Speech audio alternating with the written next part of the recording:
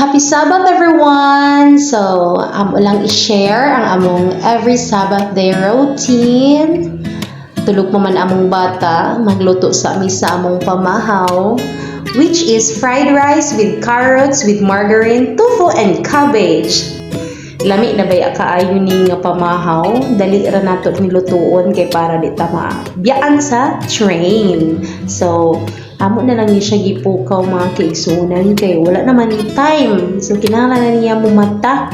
Kay luto na pud ang fried rice. So, nikaon mi with mangga. Wala na mi naglangay. Nagika na dahil mi nagsakay mi og Grab para dali ra mi kaabot o makaabot mi before pa mi mabiyaan sa train, di ba? Tada! Niabot mi, wala pa mi nabiyaan. So, mo ni sila ang among mga friends, mga SDA friends. Nipalit po dahil og ticket ng akong bana para ma-secure ang among seats. Ang ilang pliti tuod kay 8 baht kung sa Philippine 14 pesos. Ang among biyahe kay 30 to 40 minutes. Ingana sila kabarato. Basig may mangutana ba na mahinuoy Central Church diri Seventh-day Adventist Church sa Hatyay. Pero ang among center kay naaman siya sa Tiana, so kinahanglan namo magbiyahe og train 30 to 40 minutes. Sa Tiana Center kasagaran ang mga manimbahay kay mga Filipino ra gyud kay isa pud na siya sa ministry diri sa Thailand. Biyahe na ta kay ganahan kay kung magbiyahe padulong sa Tiana kay ang iyahang view bitaw murag gyud og naaras siya sa Pinas. Imong ulo,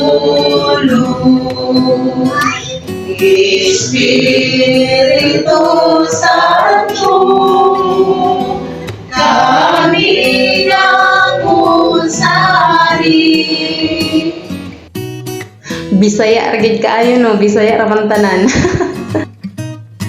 Og isa sa akong pinakaganahan mga kaigsunan ting paniud to, labi na si Zechariah, di gid na mawala ang watermelon kay barato ra man gud diri ang prutas, gulay ug isda mga kaigsunan. So pinaka-paborito gyud na ni Zigzig.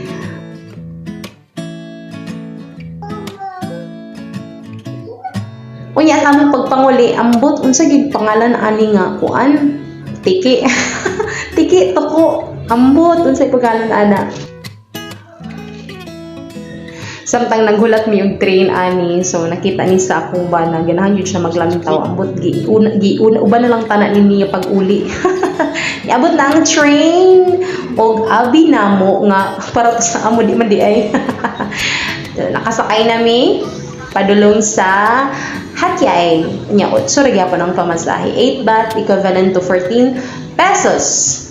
Yan ilang train. Thank you Lord, nakaabot niya safety. Bye everyone.